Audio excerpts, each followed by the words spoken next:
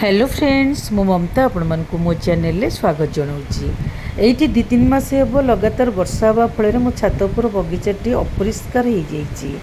ता छड़ा प्रत्येक गच्छे पोक आउ संबालुआ भर्ती होगी रही से आज मु जड़े लोक लगे छात उपरको सफा करने काम आरंभ करी।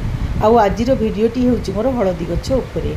देखो मो छात उपरे केते हलदी गछ होती। 2टा हलदी गछरे 2टा फूल होती। हलदी गच्छे फूल हवाटा बहुत शुभ मना जाए। आउ जोठी हलदी फूल फुटे से घर सुख समृद्धि बढ़े बोली कह जाए।